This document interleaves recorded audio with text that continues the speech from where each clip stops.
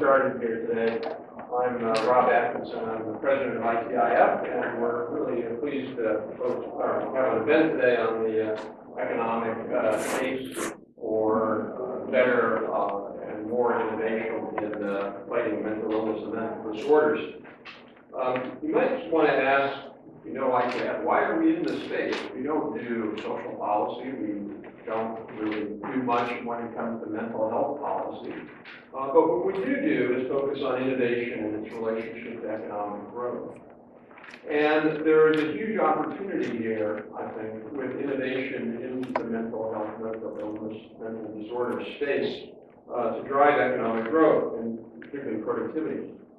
You can ask why. Well, think about a couple of examples. We can improve the productivity of heart surgery. You go to the hospital, you have to have heart surgery, you have outpatient treatment. We can improve all of that dramatically by just having people eat more healthily and have fewer heart attacks. So what we're doing there is we're basically saying to society, we're not going to put resources into this thing, we're going to avoid it, we're going to prevent it, and we would save an enormous amount of money.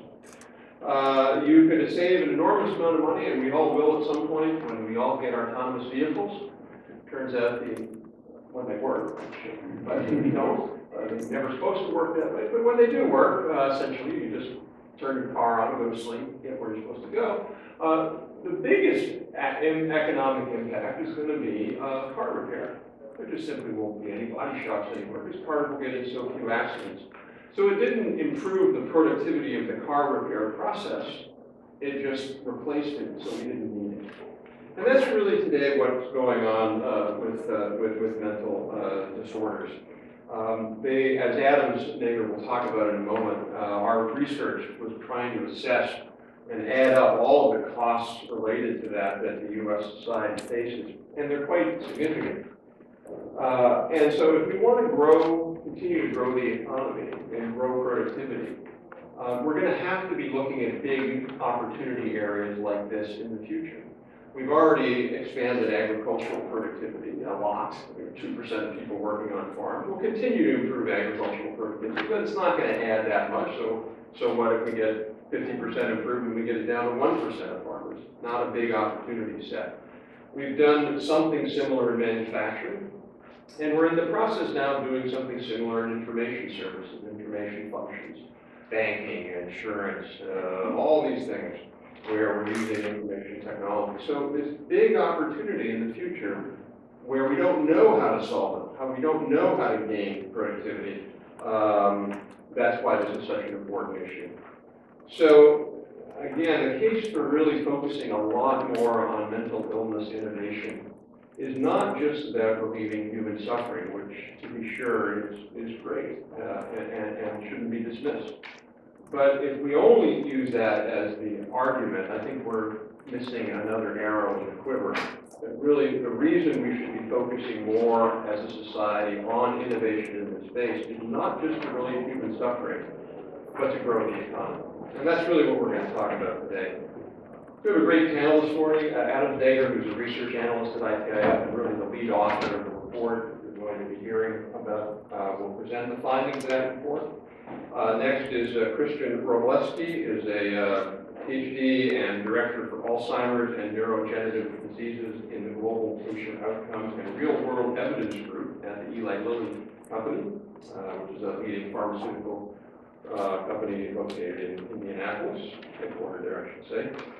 She joined Lilly to lead the payer-focused research and strategy of Lilly's Alzheimer's portfolio, and she's collaborated extensively with colleagues in academia and industry on a variety of research projects. She's also a licensed clinical psychologist and serves on the clinical faculty of the Neuropsychology Clinic at Indiana University. She's completed a doctorate in clinical psychology and was at National Institute of Aging pre-doctoral fellow, and also did postdoctoral studies at the UC Irvine Institute for Brain Aging and Dementia. And then on the far end is Andrew Sperling, who's been director of federal legislative affairs for the National Alliance on Mental Illness for almost 20 years, 2 more months. NAMI is the largest national consumer and family organization representing people with serious brain disorders. It's such as schizophrenia, major depression, and bipolar. Since 1994, he's also served as the co-chair of the Consortium for Citizens with Disabilities Housing Task Force. All right, so with that, we'll kick it off with Adam.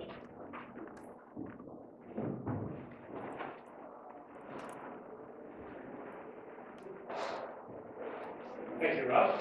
I'll just jump off and go ahead and we can explore a little bit of the findings and what we kind of total costs that we found in this report. Again, our goal was to try and aggregate all of the many costs associated with mental health, which was a tall task, and we did our best.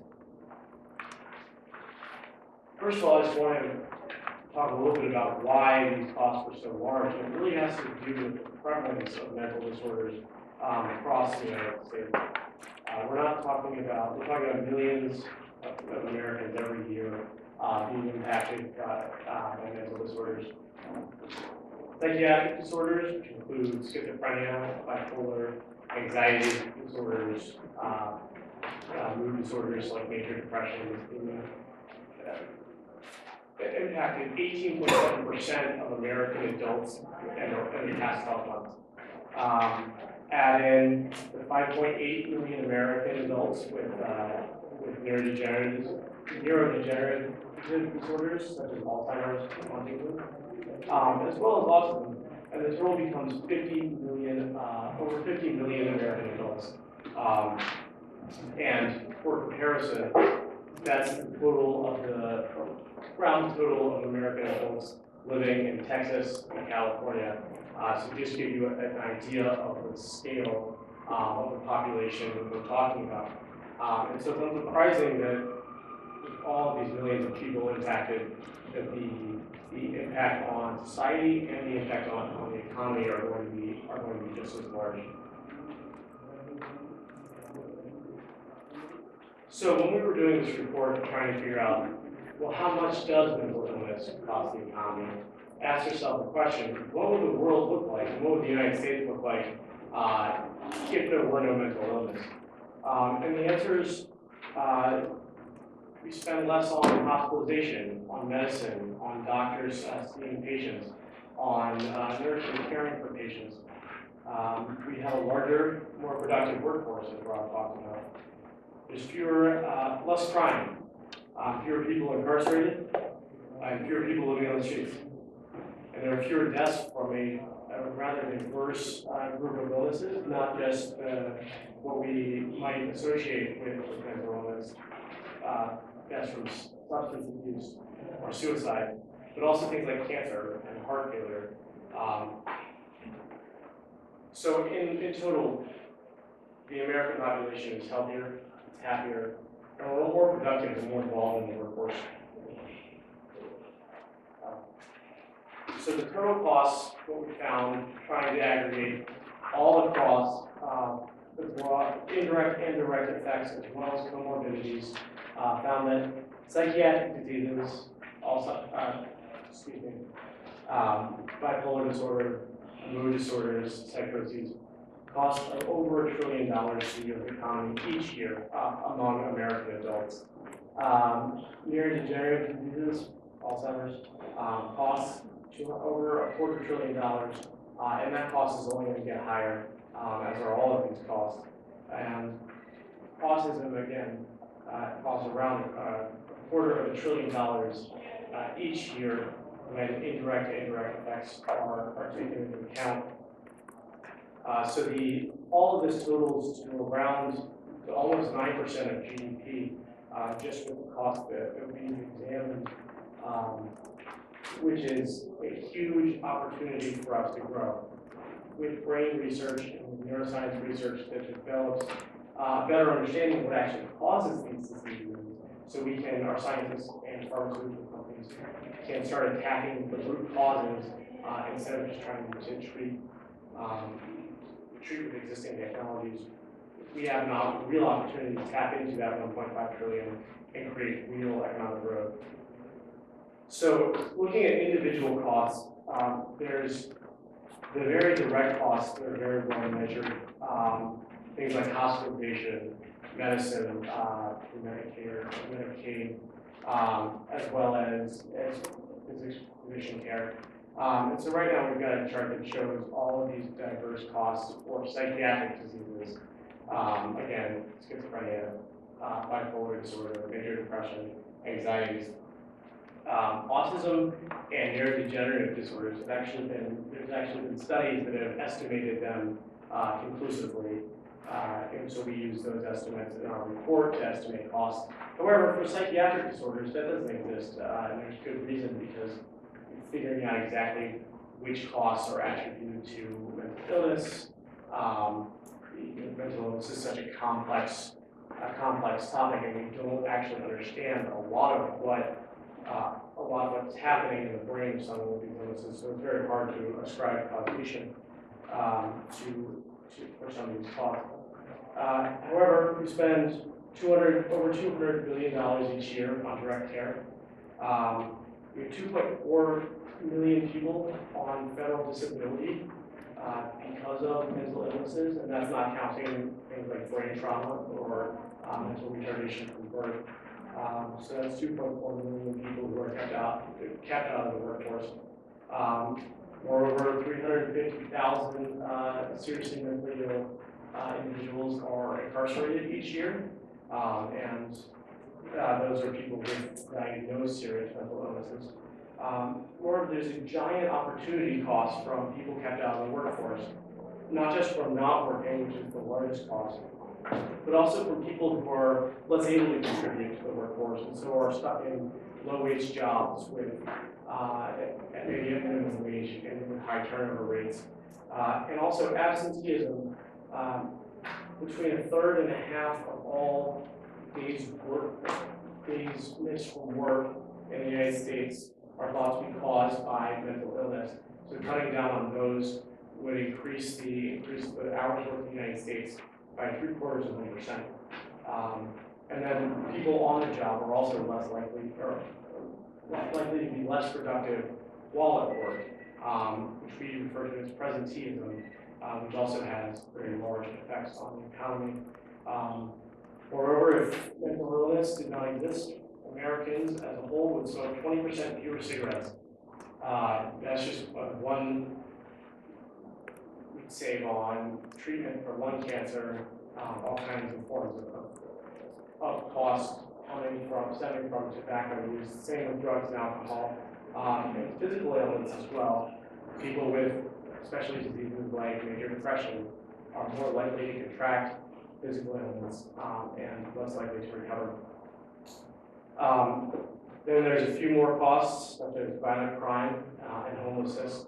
There's a large literature discussing the impact of mental illness on violent crime. There are papers that have found no effect and papers that have found very low effect. But using a conservative estimate, $5 to $15 billion in costs, and a lot of these are reparation costs to victims, would be saved if we were able to find cures for serious mental illness. So moving on, measuring the cost of these is not easy, and this estimate is not conclusive. There's lots of figuring out exactly what causes mental illness, what effects socioeconomic conditions play, what effects do environment play.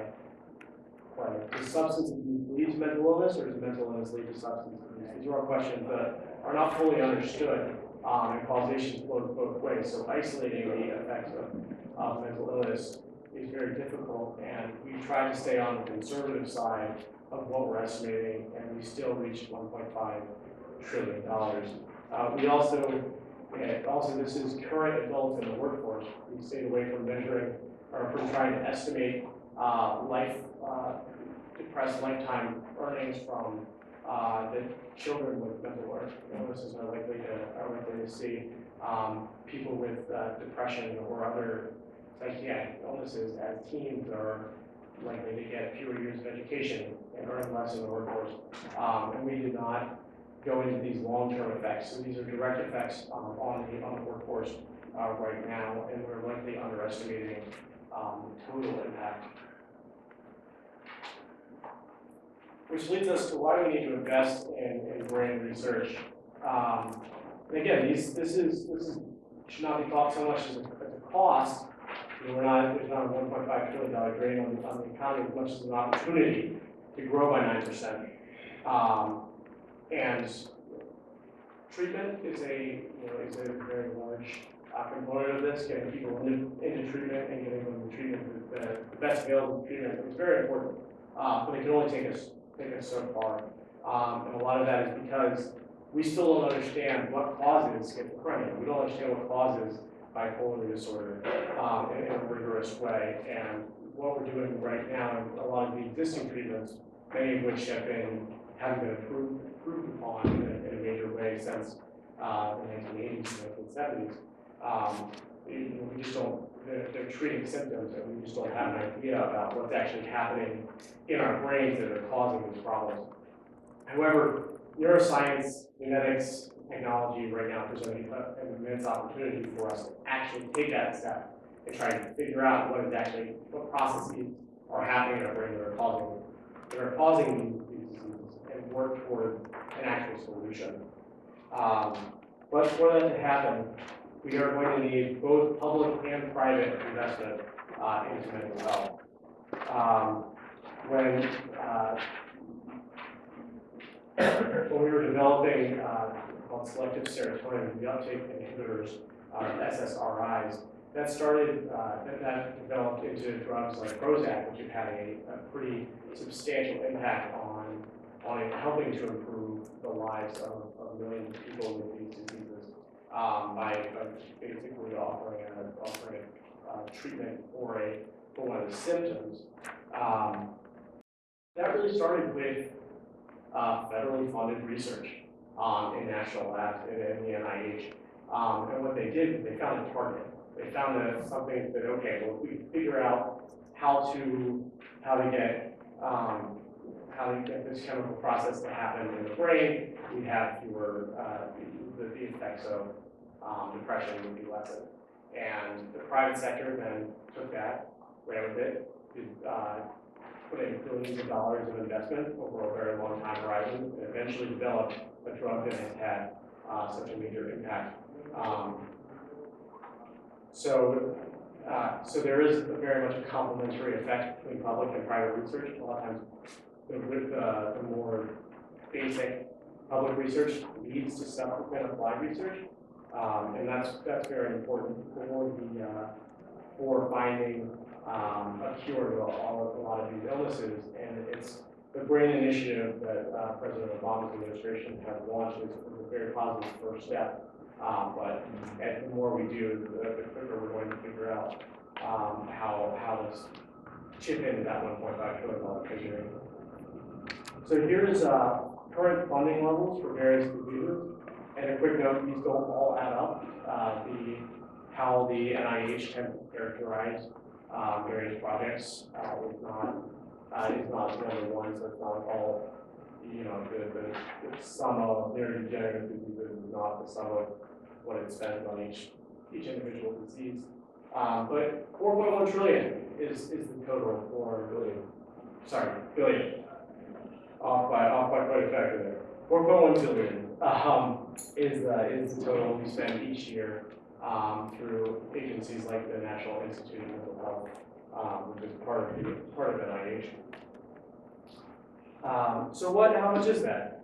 It's less than 3% of the federal research budget, 14% of the total NIH budget. It's a fraction of a percentage of GDP, and it's 0.3% of the estimated cost of mental illness. That's the 1.5 trillion. And it represents only $80 per person, per American adult with mental disorders over the past 12 months. So there's a clear case for why we need biopharma research, both private and public. But I want to talk about why it's so difficult to create this kind of research and create these new drugs, and why private companies have been hesitant, in large part, especially in psychiatric disorders. It's really because of the difficulty of creating these drugs, which represent investments often larger than $1 billion, Average cost to develop a drug is $2.6 billion, and that's happening over a very long time horizon, often more than a decade in an era where increasingly people want to see quarterly profits. And because of the complexity of the brain, there are so many more moving parts, so many more things that can go wrong, so many more potential side effects when you're dealing with mental conditions than with many other, than when you're trying to treat different conditions. So there really is a very low rate of success to this business, and very, very risky for companies to engage in. However, there is a clearly stated public good that comes out of it, and that we can produce a healthier, happier populace that's going to be really more productive. If we can transform through a cure someone who's living on the street with a serious mental disorder into a healthy, happy citizen who goes to work every day and pays his taxes, that is a major benefit, not only to the individual, but to society. So with that, I will pass it on to Rob, who can talk us a little bit about policy recommendations and figure out how we get there. Thanks, Rob. Okay, well, thank you. Let me just wrap up by saying, hey, what are the implications of all of this? I think at one level, the implications really are about this fundamental question. Do we have faith in innovation? In other words, do we have faith that we can make progress in this space? And innovation, by definition, it means uncertainty. If we knew we could do it, it wouldn't be innovation, it would be implementation. We don't know. We have no clue whether we can cure these diseases. But I think when you listen to scientists, and we'll hear this today from Kristen and perhaps from Andrew, there's a lot of opportunity now that's happening with genomics, with deeper understanding of the brain, and with brain scanning, and with a whole lot of other technologies that seem to be coalescing. It appears like we're in a better space to be able to make progress than we were, say, even 10 years ago. So at one level, the question is, do we want to, as a society, make a big bet? And the bet could pay off, but it might not pay off. If the bet pays off, though, in other words, if this discovery bear fruit, and we see real progress in reduction of the incidence of mental health and mental disorders, mental illness, we're potentially talking about a net present value paybacks of 30, 40, 50, 60%. And how many of you, if you could invest in the stock market tomorrow, knowing that it's possible it could get nothing or it could make a lot, but the average of those is about a 60% annualized rate of return? I think pretty much everybody, unless you're 1 year away from retirement, you'd probably say, okay, let's put a few $1,000 of our own money into that. And that's really what we're facing, I think, as a society. So, sure, there's all this focus right now on the budget deficit. And I think the real question, though, is not about the budget deficit. Clearly, if the government wanted to borrow money to do this, credit markets are available, not a problem at all. Liquidity is a question of the political will. Do we want to invest in this? So clearly the answer we think is yes. So what would that imply? I think it would imply several things. First, significantly expand the NIH funding into this space. As mentioned, right now it's at 0.3% of the total cost. Why don't we make that 0.6% of the total cost, total savings? And then fund the BRAIN initiative at real serious levels. The BRAIN initiative is a good initiative by the Obama administration, but it's largely cobbled together. It's kind of existing monies cobbled together to frame it around a goal and a coordinated initiative, which is praiseworthy. But if you're really going to go forward, we need serious dollars, like $1 billion a year behind the BRAIN initiative. So that's it at the federal level. At the private or biopharma industry level, I think what we have to understand, and this is sort of lost, I think, in a lot of debates, drug development isn't free, nor is it cheap. The report we wrote recently called Why Life Sciences is Purple. So basically what we meant in there is it's not red, in other words, it's not like government's bad, it's not blue, like the business is bad. But in that study, we reviewed a lot of scholarly literature, including from the OECD and others, on what's the relationship between biopharma revenues and biopharma investments in research and development for drug development. And the correlation is 0.97. How many of you remember college statistics? Or correlation of 0.97 means they're almost exactly the same. So for every dollar that a company makes, there's a strong correlation that a bunch more money goes into research and development. And I think that's a clear reason, by the way, why the U.S. leads in biopharma innovation in the world. Why is our industry the best in the world? Because we've developed a system that basically lets biopharma companies make money, and then they reinvest it into the next generation of drugs. So I think that that's number one, recognize that price controls come at cost of research. And also, as we showed in a recent report, it's striking the number of other countries around the world who are essentially drug discovery free riders. So they want cheap drugs, but they don't really pay for any research. They don't pay for any innovation. And I think U.S. policy needs to really focus on going after these free riders and saying, look, this is global drug discovery. Drug discovery is a global public good, and you need to pay some of your fair share of that. And third, we need to really expand some of the incentives for companies. As ITIF has shown, we have the 27th least generous research and development tax credit in the world today. 26 other countries will give their companies a stronger research and development tax incentive to do research because they recognize that it's an important part of their economy and their competitors. So we need to expand the R&D credit. Congress rightly and to their credit made the R&D credit permanent last December, but we need to go farther and expand it. Second, we need to implement what's called an innovation box. This is, again, something from 10 countries now have done just in the last 4 or 5 years. And that's essentially allowing companies, corporate profits from innovation, to be taxed at essentially at a lower level. The UK is doing that now, China is doing that, a whole bunch of European countries are doing that. And there's a bipartisan proposal in the House to do that, there's talk in the Senate to do that, there's a recent report we wrote on that. And then the third idea was a little more out of the box, but why not allow U.S. biopharma companies who, like many corporations, have significant amounts of profits parked overseas because they bring it back, it's taxed at 35%, and nobody wants to do that. By the way, we're the only country in the world that has, essentially the only country in the world that doesn't have a territorial system. Why not allow them to bring those monies back at a lower rate, but with the commitment that they have to invest that into, ideally, the mental health and innovation-based research. So thank you. With that, I'll turn it over to Crystal. You got slides? There you go. I'll do that, and thank you for inviting me here to share my perspective as a scientist from a pharmaceutical company. And also to share, I think, my perspective as a clinician. I've been working with patients and families for well over a decade now in mental health and with neurodegenerative diseases. So it's near and dear to my heart. I think the report nicely lays out why this is such an area of high unmet need, and also, as Adam's pointed out, a great opportunity for us in the pharmaceutical industry. Just as a quick overview, Alzheimer's disease refers to a neurodegenerative illness. It's the most common known cause of dementia.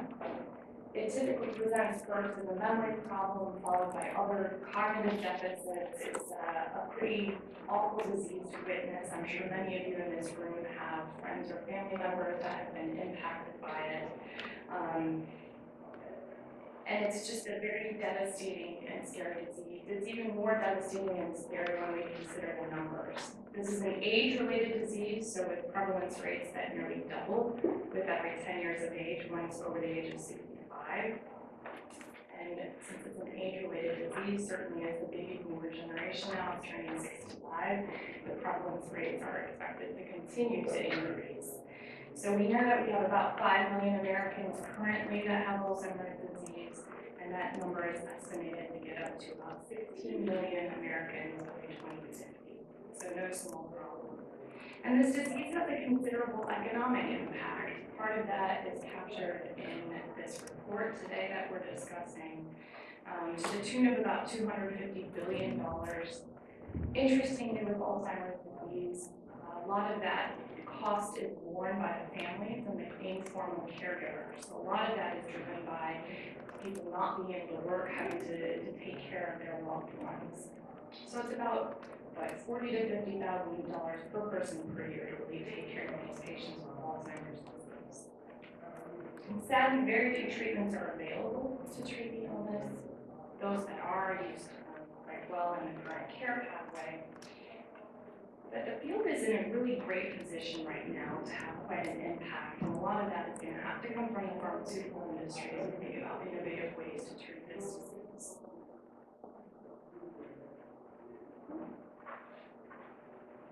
And I do feel like the field right now is on the cusp. So if you think about cardiovascular disease, even 30 years ago, the mortality rates were much higher than they are now. But that was a concerted effort in understanding what the risk factors were for heart disease. And it was a series of incremental innovation, right? There was no magic bullet that came in and made these mortality rates drop. This was really about a concerted effort between academia, between pharmaceutical companies to come up with different medications that would help reduce mortality and morbidity related to cardiovascular illness.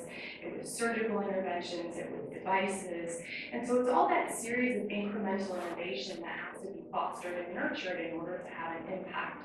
So again, my hope, and I'm an optimist, but my hope is that we're at the top left there and we're headed right down that path now to reduce mortality related to Alzheimer's disease. The disease itself, just to give you a sense of where we are, was first discovered or identified in 1906, so fairly young in the scheme of science. First noted by Dr. Louis Alzheimer, his patient August D, who had severe dementia and an autopsy. He was able to look at her brain and saw what is the hallmark pathology of the disease, which are these amyloid beta plaques and neurofibrillary tangles caused by something called tau. And so the scientific community began working on this, and it takes a while again for these incremental innovations to really kind of get steam and get rolling. You develop animal models that can help us test treatments earlier in development, understanding the pathophysiology of the disease, understanding the clinical presentation of the disease, and those are all converging very nicely right now in our understanding of what might be the best targets. And importantly, I think we're recognizing as a field in the pharmaceutical industry that to really have an impact, like we've had in areas like cardiovascular, you have to start sooner. You have to start when the patients are much milder, when they still have some of their cognitive abilities, when they're still functionally relatively independent. So we need to go milder and milder in the disease, which presents unique challenges. But again, I think as a field, we're willing to partner and to go there. And what we understand now, again, is there are a few key mechanisms. Many pharmaceutical companies right now are working on the amyloid beta cascade. Again, there are some things happening with the amyloid precursor protein that seems to have some things that go a little bit wrong at the top of the cascade there. And if you can intervene at the top there, then it keeps a whole lot of bad things from happening later on. Where we've been playing currently is more at the synaptic level, and so that's down at the base of the cascade. But again, imagine the impact you could have if you can really target things right when you think things are starting to go wrong, rather than having to wait until pretty late in the disease to intervene. So this is really the exciting part, that we understand some of these mechanisms. Again, it's not going to be a silver bullet, but it's those incremental innovations that should really help us get over that initial hurdle and really start targeting the underlying disease process rather than having to just focus on the symptoms. And that's going to be really critical to having an impact on this disease. Now, Lilly's been at it for 25 years. So these types of investments take a long time. We hope that in the next few years, this will really be a period of time where we're getting positive results coming out of our clinical trials and actually moving forward with new treatments for patients. That's always our goal. But certainly after 25 years, Lilly is not alone. There are other industry partners as well that are looking into Alzheimer's disease and looking at a variety of different mechanisms. Again, it's likely to be with a disease that's this complex, that it's not going to be just one medication or just one mechanism of action, that it's going to have to be likely a series of interventions that can help patients and slow the pathology of the disease.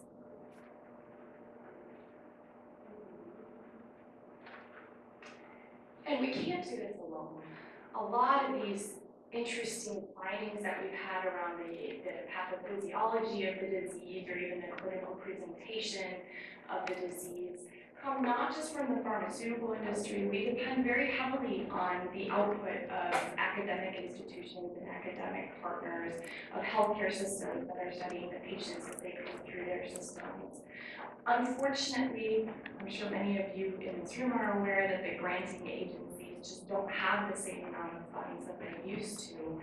And so as those resources dwindle, it gets harder and harder to find these opportunities for collaboration, which are essential. And the thing is, we don't just want to spend money, we want to spend it smartly. So where there are opportunities that we can collaborate between public and private institutions, but that's really the direction that we want to go. And fortunately, in Alzheimer's disease, there's a great collaborative spirit between these public and private organizations. And so there's a lot of research ongoing that really makes the most out of these types of partnerships.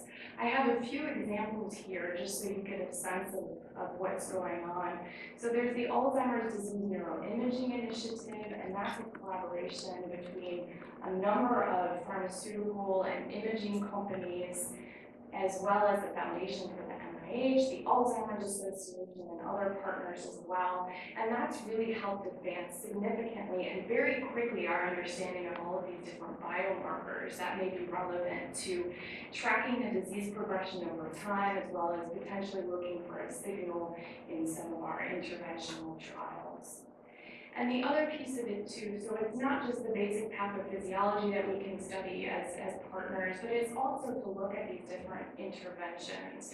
And so again, in Alzheimer's, I mentioned earlier that we want to start as soon as possible to intervene, ideally when patients don't even have symptoms of the disease. This is very difficult to do.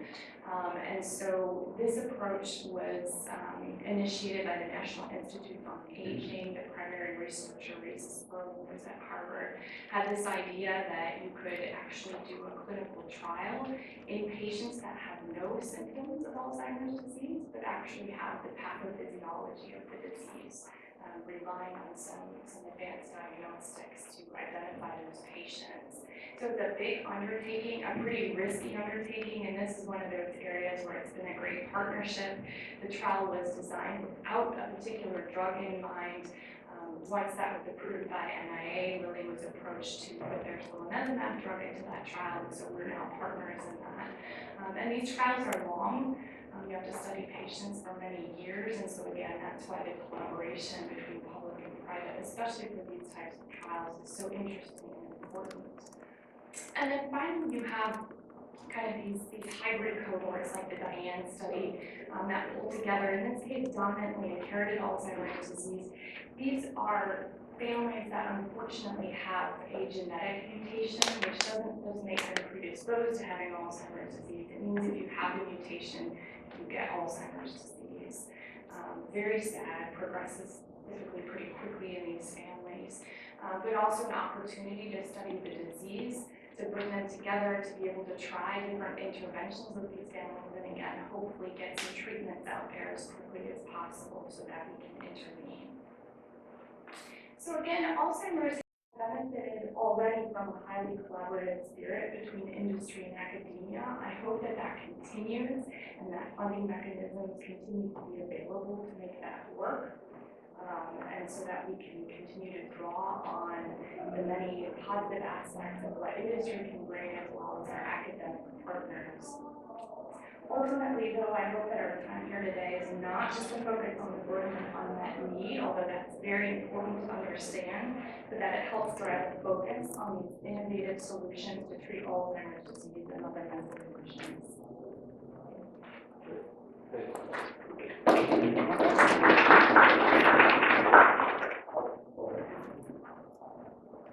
James Sperling with the National Alliance on Mental Illness, and we're the nation's largest organization representing people living with serious mental illness and their families.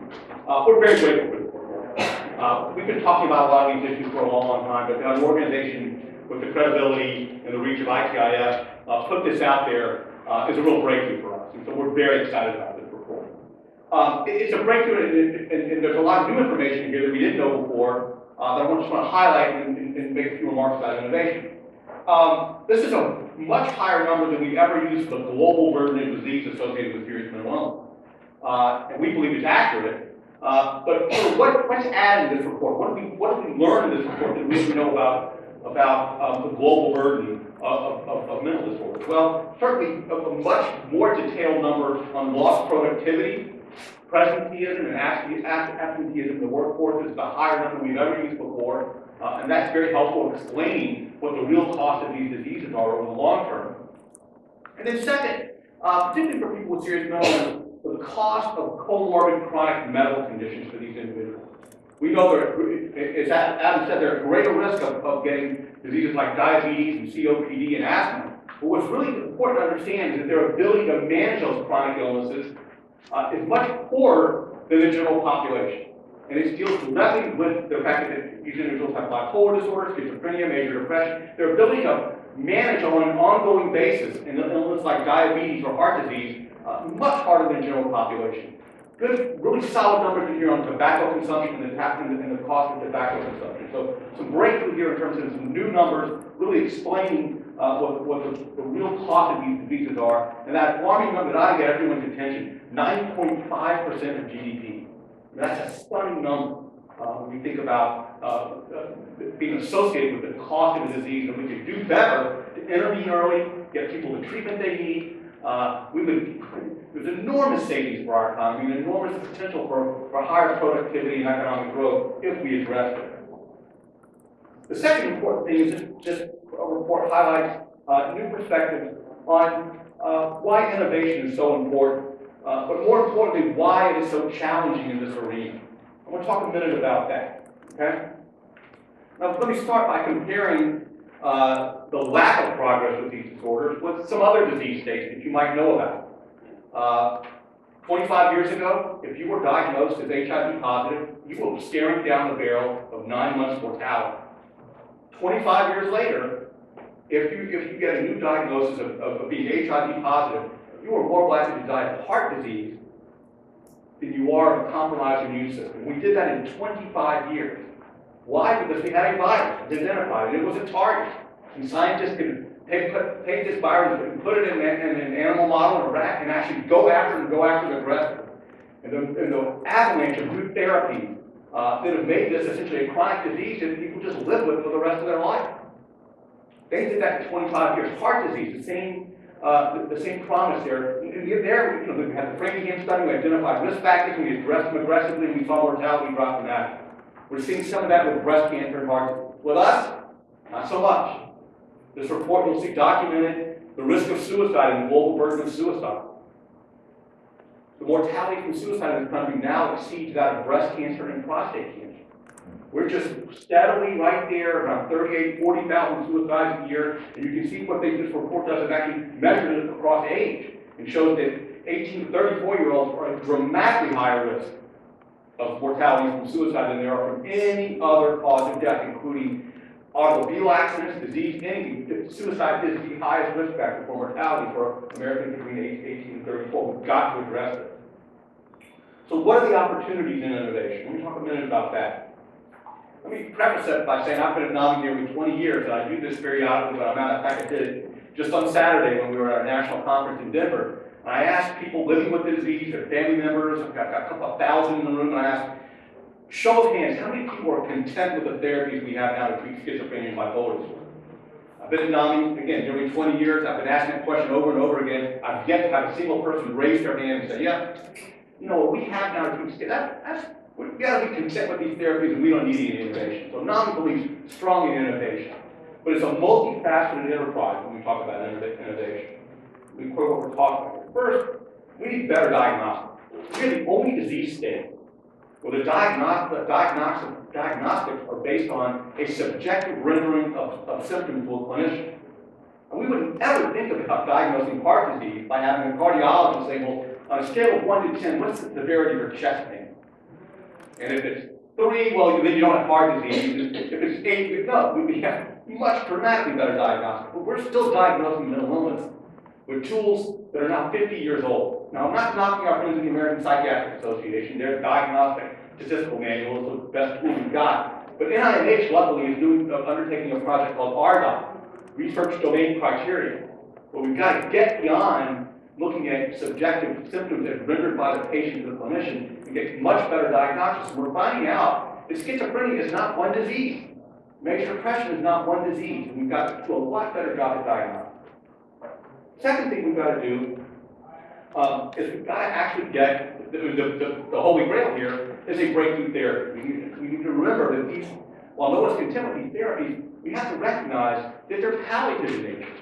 All you're doing with these therapies, the tools that clinicians have now, antipsychotic medication, antidepressant medication, sometimes anticonvulsants, is they're helping the patient manage their symptoms a little better so that they can function a little bit higher and reach some level of recovery. We don't have a disease-modifying breakthrough therapy like our friends, for example, in the hepatitis world. Hepatitis C, you've heard a lot about those medications. We want to have a conversation about value proposition. I mean, that would be a fantasy for us, right? If we could have a therapy that you would, that once you have the onset of psychosis in schizophrenia, there's a 6-week regimen of therapy. We get that therapy, adhere to it, and there's a 90% chance you will never experience psychosis or psychotic episodes for the rest of your life. That to us is worth a lot of money because these diseases strike in late adolescence and early adulthood and stay for a lifetime. So you look at the lifetime cost of treating schizophrenia once someone's diagnosed when they're 22. If we could have an intervention that was a disease-modifying therapy that individual, that young adult took, and we had a 90% cure rate, yes, that's a value proposition I'm very interested in, and it strikes me we as a nation would want to pay for. And we know these are a long way away. There are enormous challenges in this area of research. First of all, we don't have an animal model, right? We don't have a virus or a bacteria that we can inject in a lab rat and give that lab rat schizophrenia, and then figure out how to treat it, figure out how to stop its progression. Okay? We've been searching for a biomarker for schizophrenia. We're going to continue to do that. We really don't have that biomarker target yet. We have some exciting research that came out of the Broad Institute that's noted in this report that identifies some genes associated with schizophrenia, but they're only risk. There are a whole series of genes, but again, they're only associated with risk. It's not causation. So we've got a long way to go in the basic tools by which scientists pursue a target to find that breakthrough therapy. So we've got a long way to go, but we can't give up on this. And then the third thing I would mention is incremental improvement. We also need to invest in incremental improvement because that's over the short term where we're going to see the most promise. And that's where, quite frankly, we're upfront about needing to have this. Why? Because these treatments are imperfect. You have to take them for very long periods of time. So they have in some cases, very difficult side effects associated with them. So that incremental improvement, that can be a new therapy that improves cognition, that's worthy of investment. If we could get another compound, another atypical antipsychotic medication that didn't have weight gain associated with it, that's worthy of investment as well. So sometimes these therapies can be dismissed as, well, that's just a me-too drug. And sometimes the FDA does set a fairly high barrier for that new entrant in the market. But if there's that incremental improvement really makes a difference in the life of a patient who's struggling with that side effect. That's where that side effect is really affecting their life. And it makes a real difference to them to take a drug they can tolerate a little bit better. So we need to do that. I also want to, and finally, some of the issues around innovation have to get to the heart of the matter. We have got to be willing in this country to pay for failure. Now, what I mean by that is not that we want to reward failure. No one wants to reward failure. But if we're not able to build in the cost of failure into the equation of how we bring new therapies to the market and how we allow companies from the private sector to invest in new therapies, we're never going to get anywhere. So we look at the cost of the medication. It's not just the cost of the clinical trial. It's not just the cost to develop that particular compound, but recognizing the fact that Chris, you and your colleagues that labor away in laboratories and the biopharmaceutical industry, many of them are going to spend, correct me if I'm wrong, decades after that one target, we've got to figure out as part of the value equation how we pay for that failure, because if we're not going to pay for that failure in the laboratory, we're never going to get the advances we need, and we're still going to be stuck where we are today. So we've got to make these advances, we've got to have the investment in research, and we're grateful for ITIF for shining a spotlight on this. Thank you.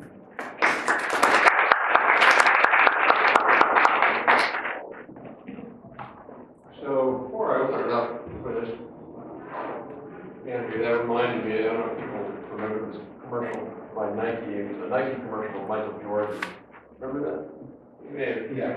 We said, reason I'm successful, I fail over and over and over and over again. Yeah. And I will always fail, but that's why I'm successful. And that really is what drug development is all about. I know we've written about this, Christian, but I can't remember the number. The percentage of drugs that end up making it all the way through phase 3 is very, very, very low. Well, in Alzheimer's disease, we have about a 99% failure rate currently. So I guess there's one other thing I guess I would just maybe ask either Andrew or Kristen is, one can look at that and go, why are we wasting our money there?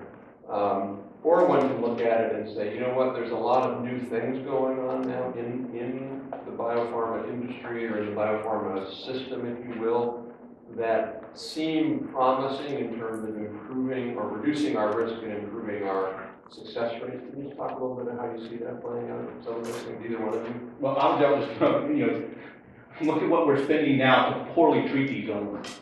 And that's the real cost. And I think the report really brings that out. What the cost of failure is today, if we're never able to innovate, what's looming on the horizon, certainly, and not even with psychiatric disorders, but certainly with dementia and neurodegenerative diseases, continuing to do what we're doing is going to be colossal waste of national resources and more than likely, a barrier to long-term economic growth. Well, I would say you look at the science, right? And it's not just that trials cannot run negative, it's what you're learning from the trials. And so companies are willing to continue to invest because we do feel like we're learning from all of these things. And again, there are efforts like ADME, there are efforts in Europe through the Innovative Medicines Initiative to really understand better these mechanisms of disease. Companies are investing in these trials. I think there's something like 17 ongoing right now that should have data readouts and potentially commercializable within the next 5 years. Companies are continuing to invest in that because they're looking at the science and feeling like, yes, it's a risk, but it's actually a pretty good risk at this point, that the science has really come along. And so I think, again, do we expect it to be a cure? Probably not, but it's going to be a really important incremental innovation, and the field continues to learn from that, to grow from that, figure out how they need to better describe the disease, better measure the disease. So I really think we're getting there. We have the advanced diagnostics now that can help us see some of that pathology in patients while they're still alive. And we have ongoing efforts to see some of the clinical trials along. So I think we're getting there. There's a lot of enthusiasm in the field. Great. So why don't I open it up for comments or questions if you want to identify yourself?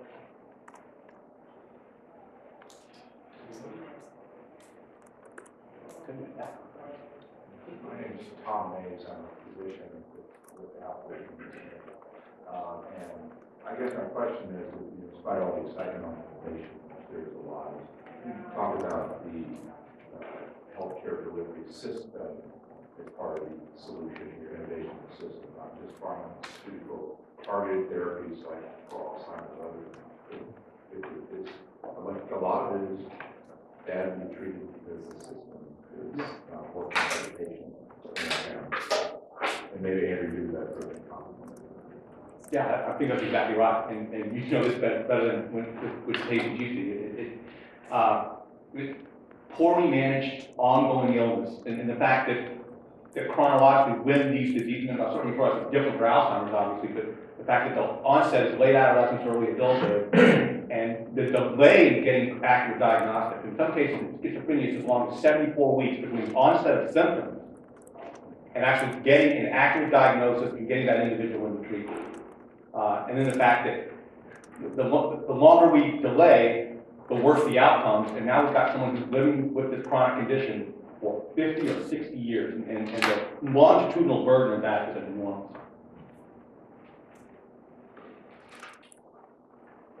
I'd make a comment about something that you had said earlier, Rob, about it being purple. And it reminded me that back in 1990 was the start of the decade of the brain, which was started by Bush 39, Herbert Walker. And now we have, obviously, a Democratic president trying to make that same sort of investment at NIH. And I think what came out of the decade of the brain was almost monumental in terms of moving the science forward to a point where we started doing things like imaging, which hadn't been occurring prior to that. Yeah. Yeah, I mean, this really should be one of those areas where there's a pretty strong bipartisan consensus. I mean, this isn't abortion, it's not religion, it's not guns, although there's effects on guns, but I'm sure the National Rifle Association would support more mental health research. So it's not really one of these divisive issues, but it unfortunately, in the Washington bubble, it has tended to move in that direction. What you see is you see some free market think tanks that are saying, well, you know, why isn't NIH spending money on things? And then they list a few of these things. One of them, for example, that I forget who it was, recently mocked with an NIH grant where they were massaging rats. Okay, we can all laugh at that and go, ha ha ha, why are they massaging rats? Well, it actually turns out that this was real science, because in terms of muscle, when you get a muscle injury from sport or something like that, they don't really understand how the muscles react, and they don't understand whether tissue manipulation can help. They just don't know that. So here was a study, some scientists, some medical schools, somewhere were doing that. And yet it's easy to sort of mock that and go, one more example of government, waste and fraud. In fact, it was real research. And I think the evidence is clear across the board that NIH research has played a big, big role.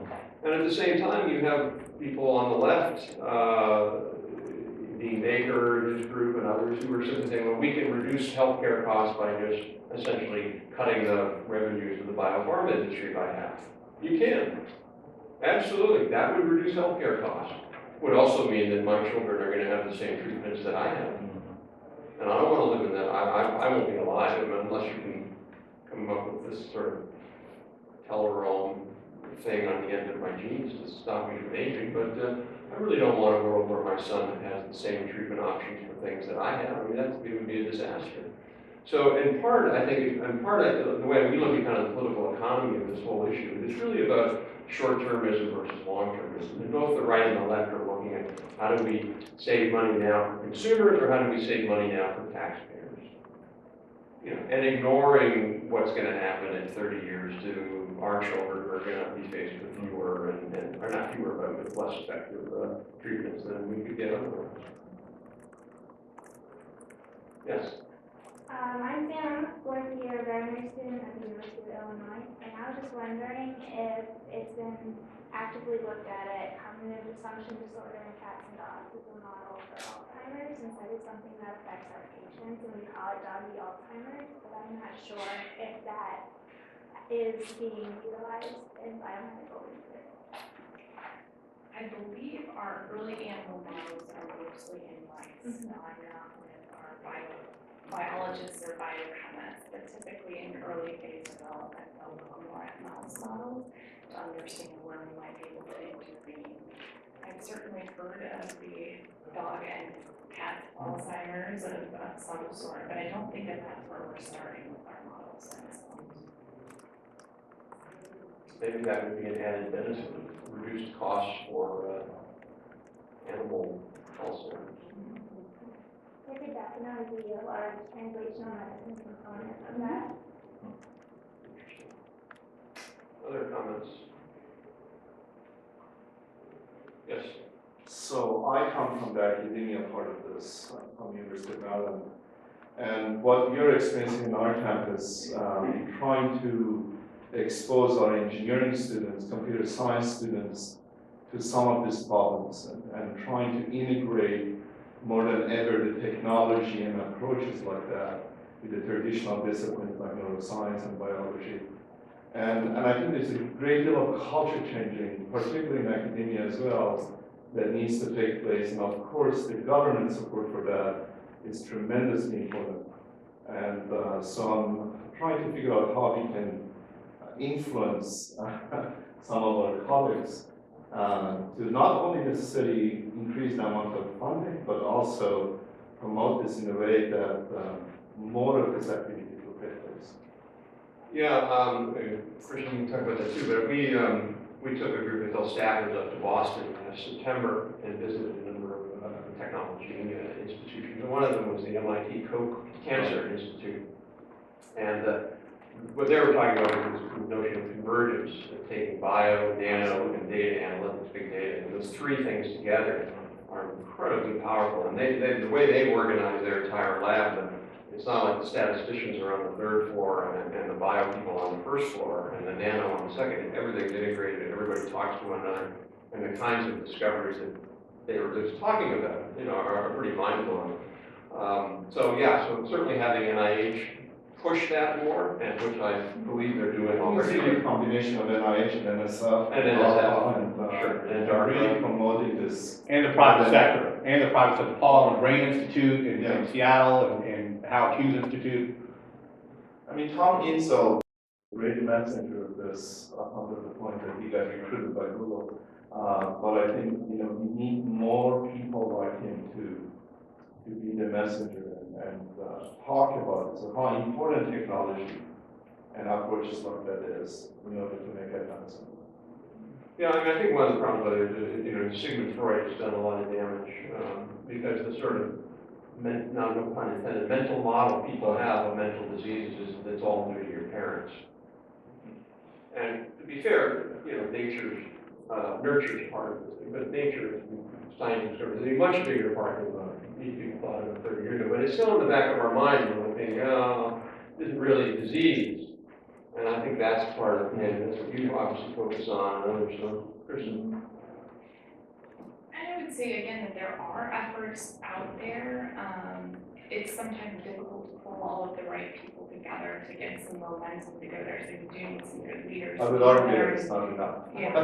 That are enthusiastic about it. But you also need a platform to do that. So if you are doing a public-private partnerships, you almost need kind of a third-party forum that can help pull everybody together. I think Abby's a great example of that with the biomarkers to do that. Certainly it'd be great if we could do similar types of efforts with other types of technologies, wearable devices, these sorts of things. Especially for monitoring and treatment. Exactly, right. Not necessarily diagnosis. And so I think there's interest from the pharmaceutical industry. Probably right now we're exploring things within our company, other companies are too, and where there are opportunities to collaborate are things like the Innovative Medicines Initiative in Europe. And so again, I think finding some platforms in the US is a little bit trickier, but you can find avenues there where again, it's in the best interest of certainly of the patients, but probably of the healthcare systems as well, so to get them engaged, and then also for industry, because we're always looking for better ways to measure things, to make trials speed along more quickly, to identify patients more readily. And so I think that there are always areas where the private sector and the public sector have a shared goal and a shared interest, and so if we can focus on that, then sometimes some of those mechanisms become a little more apparent. And one other thing is that Thomas Insel, formerly of the National Institute of Mental Health, one of his big innovations in the space, besides being a consistent champion for this type of research, was to look and say, let's shift a little bit of our attention away from the specific diseases and look at neuroscience in general.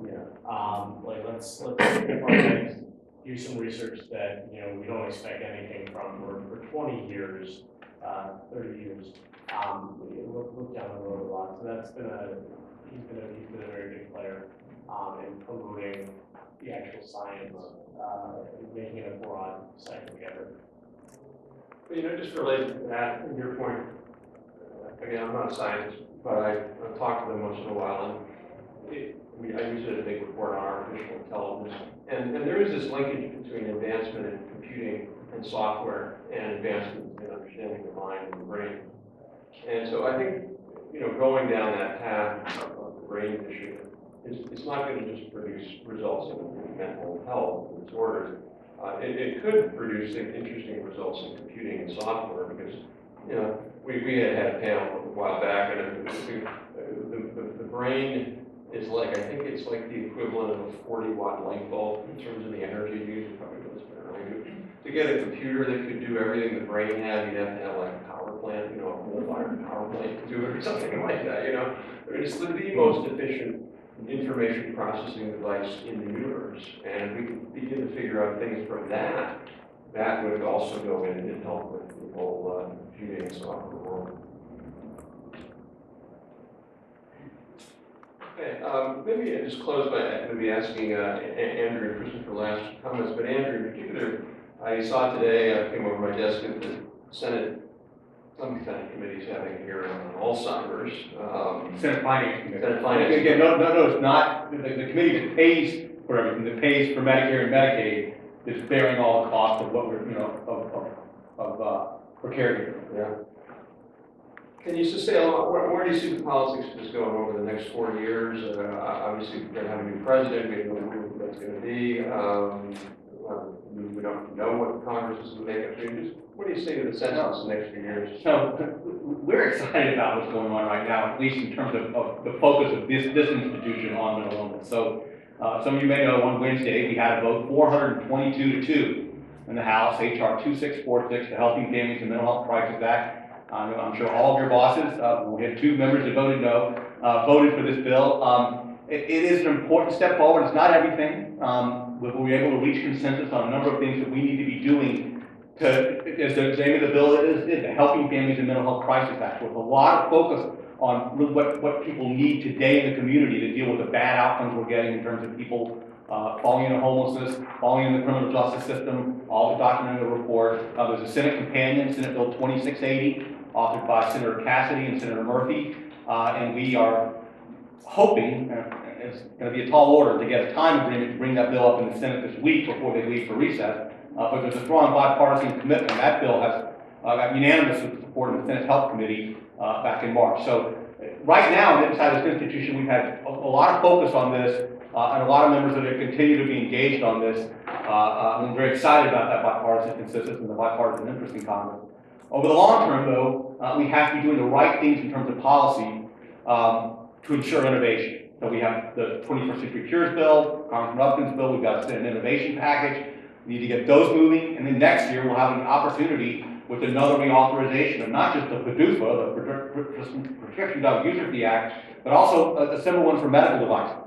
We haven't talked about that, because we're making enormous promise with medical devices, development of new innovative devices. So we think the environment is right to have a conversation about what we can do to foster innovation in terms of policy, to make sure we align incentives the right way to the companies that are willing to look at this over the long haul and making investments are rewarded down the road.